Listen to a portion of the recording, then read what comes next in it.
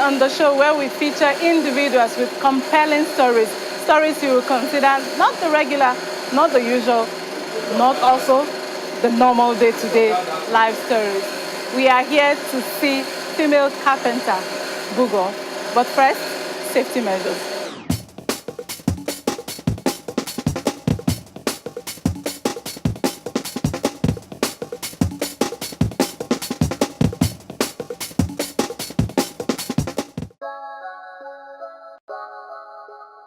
My dad is an architect, so I've been around this. He loves carpentry. Like, he's always, since when I was small, I can remember him making stuff. So I will be around it, and then of course they will chase us back inside the house. They don't want nails to enter our legs. And he was more interested in the boys coming in, but that never happened. I have 3 brothers, and none of them are interested at all. Yeah, so he was more interested in that, but that didn't work out. My mom was very adamant about we had to go to school, we had to finish school, we had to go to college, we had to finish college. So I went to medical school, I finished very well. I graduated with merit from Lutz. Yeah, so, and then after, I said I wanted to come into this. And of course, they were not so keen on it. But, you know, like, you have to come and prove your worth. And people think I just manage, which is not the case. As you can see, I am part of. If you do not know how to do it, you cannot tell them what to do. So they will tell you that what would normally take 30 minutes will take 2 days, and you'll be looking at them thinking that that's it, but that's not it. So I do it. I know almost every aspect of this now. I even take classes in the morning. I'm teaching people how to do this. So yeah. So that was how it started. This is 5 years now. And I think I'm doing a really good job. I still do consultations sometimes with some of my colleagues, but apart from that, this is what I do. This is what I enjoy doing. You see, look at me, I'm fit. Like, it keeps me fit, so I'm happy about that. But stereotypes. When I started, it was very hard. I was arrogant in the sense that, you know, I'm just coming from medical school. I know exactly what I'm talking about. So let me do this. But you would think that it is the artisans or the uneducated people that are my problem. No, I would go to see clients, highly educated, and they would look down like, this is a girl, what is she saying? What can she tell me about this? No. So I learned in the beginning that even when I'm going for meetings, I have to take men with me. So I could be telling these clients that this is how we're going to do it. He'll be looking at the man, I'm saying, so this is how we're going. I didn't mind as far as I was getting the money, right? That's the most important thing. But with time, your work tends to speak for you. And then when they finally see the face, after they've gotten, you know, like 3-4 job friends, they don't really mind anymore because, you know, your work is good and it speaks for you. So that was a major challenge. I lost half my staff at least when I started because nobody wants to take commands from her. There's a difference between an older woman with kids and they are saying, my friend, do that, you know, but when you're young and you're saying, my friend, do that, and these are people that are not used to it, so it's our culture. Yeah, so so I lost them. I said, it's either you do exactly what I say, you get out. And yeah, I actually lost. So we started rebuilding after that, and since then I've had great workers. I have, you know, you have some bad ones, but then, you know, filter. So that was another challenge, getting good staff. Girls want to come and work, which is great. I encourage it, I love it. But then I noticed that when I hire women, in the beginning, you see the men, no, don't carry, I will help you. No, I'm not paying her for you to help her. But after a while, of course, you saw some women there. So after a while, they started doing it by themselves. So I encourage women to come. I love when I see women doing these things.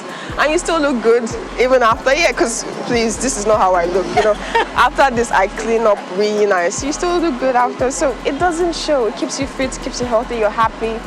Yeah, so we've gone through ups and downs, you know, the lights issue, everybody is facing that, of course. And our factory runs on diesel every day, so you can imagine how much we spend. But apart from that, you know, we're going up, so I'm happy. So 5 years. I've gained experience, I've gained humility, yes. I've gained muscle mass, I've gained strength. Of course, we've grown so much. We're selling a whole lot more. I have gained knowledge in the sense that I can now teach others what I know. 5 years of experience is a lot, especially when you're hands-on.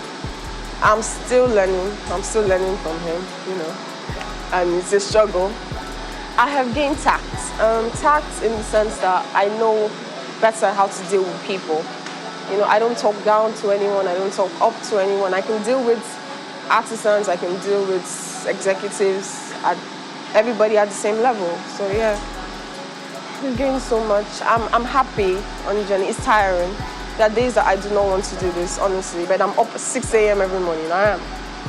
Drag myself out of bed, come and do this. And then it's not just this. If it's just this, I'm happy. Because this, I can do it, and I'm listening to music, I'm there. But then you have to deal with the managerial aspect. You have to deal with human beings. You have to deal with clients. And I love my clients, but you know, some clients are very difficult. You have to deal with Lagos State, tax.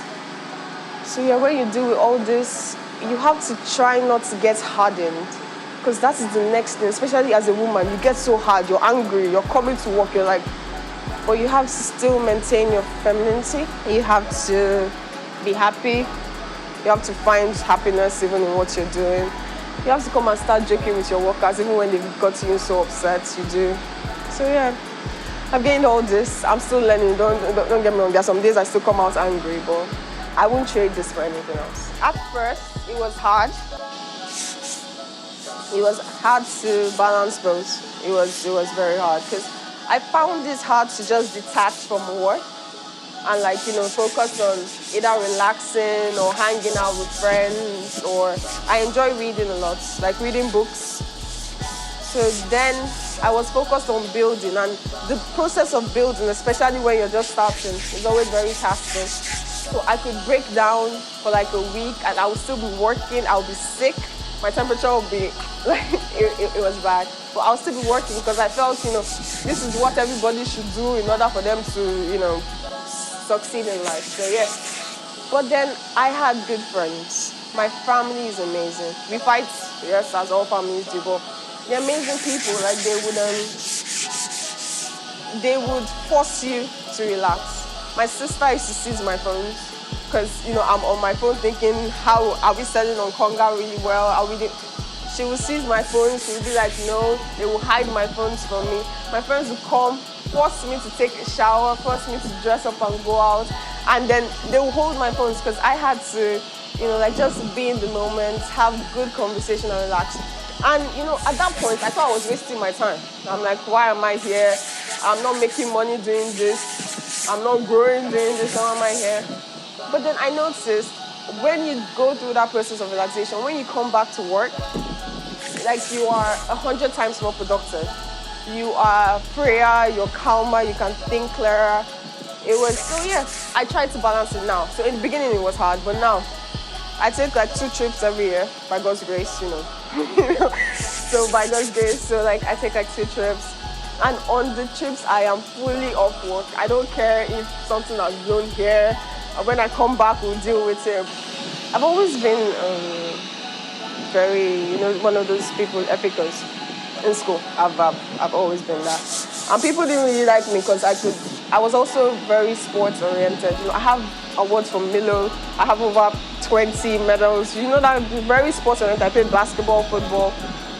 That was how school was. It was high grades, highly effective at school. I was sports prefect, went to school. Next thing, I was sports prefect again, Milo Awards. Then university. Yeah. University was interesting because I was meant to go into medicine. But I said I didn't want to go into medicine. My mom was very adamant, African.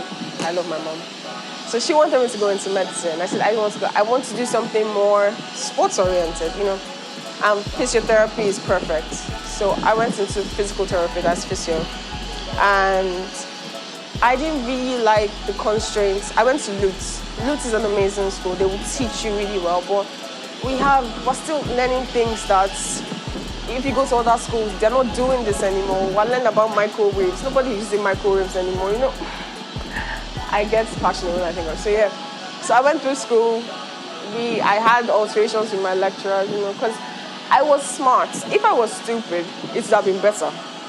But I was smart, so I could tell you, no, what I read was wrong. I'm the kind of person that will argue with you in class, and nobody likes that.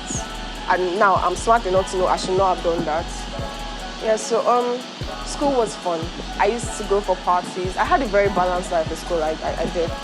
And then projects, graduation. Yeah, so I graduated with merit. That was top 3 in my class, which was top 3 in my sets, which was really good. And then what else? Yeah, then I went for youth service. Everybody was surprised I stayed the 3 weeks, the 3 weeks orientation camp. Yeah, because they always just believed I was soft, so I would just escape, that kind of thing, but no. So I stayed 3 weeks, it was fun. I had fun with everybody.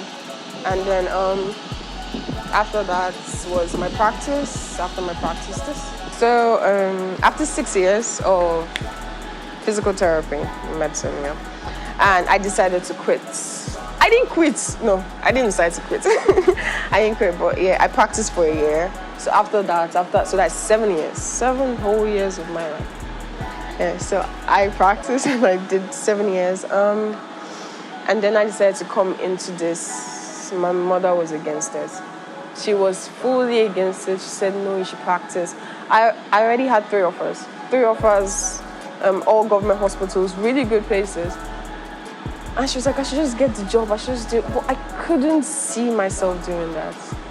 I really couldn't. I couldn't see myself going to work and then doing the same thing I was complaining about, seeing 30 patients a day and not helping. And I was interested in this because you can come here in the night.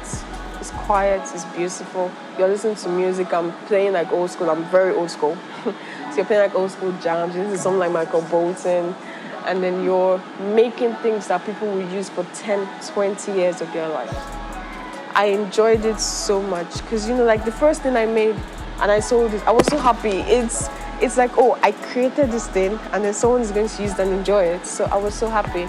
And after that, I knew I couldn't go back. I just couldn't. I came here, I started doing this. And then my father is, he's of the older generation. So they didn't understand social media. They didn't understand that nobody goes to stores anymore. So, of course, it was me. And then my brother came into this, that is Olisa. He came in and we started setting up social media, we started setting up Conga. So we were selling, consistently. And then they were so excited, like, okay, maybe you guys can come in now. Like, okay, Yeah, so we were selling and then we came in and we are doing really well. So, yeah.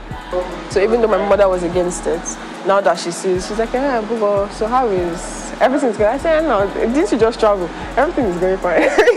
Yeah, so yeah. And we're growing and we're getting better. And please, I am a Christian, so, I'm very adamant about that. Christianity has taught me so much, not in the sense of religion, in the sense of getting closer to God. So every time even before this, I pray. I want to say the right things, not just for me to look good, but for me to help somebody or touch somebody out there. So I'm very adamant about praying before meetings. I could just be walking and I'll be talking to myself and I'm speaking in tongues. So yeah. Okay. So this was one of the first things I made. This is not the original one, but yeah. So this is the Jella series. We name all our products.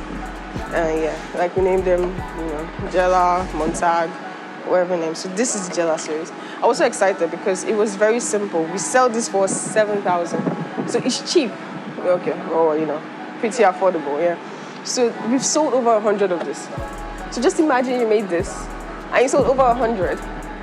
I was really happy. I even made like a video on how normal people could make it, and everybody was so excited. Like, oh, okay, I'll try it. Of course, I'm sure most people didn't try it, but I'm happy they rather buy from us. Yeah, so yes, I was excited about this. This was good because we're trying to make our furniture more affordable. We tell people that our furniture lasts 20, 30 years. Most people in our generation are not interested in that. They want something that they will change every 5 years. So this will still last 20, 30 years and it was still very affordable. So I was really happy about this. So this is my first one. You follow your passion. If you have because a lot of people nowadays, a lot of young people study to please their parents. They study courses to please their parents. They study courses that are popular. But when you find what gives you joy, follow it. I have a son who is into baking and he's studying engineering. So it's normally a conflict. Normally, I would have said, let him leave his engineering and concentrate fully on baking. But as I said, passion is not gender. It's not gender-based. I won't say I wish you were a boy, but I'm happy. I'm very happy. It gives me joy. Just looking back, seeing her handle things, doing things, some things I cannot even do. Okay, so I'm a carpenter, and I love it. Okay. And I know that this is not your regular 9 to 5, but this is my life, and I love it so much.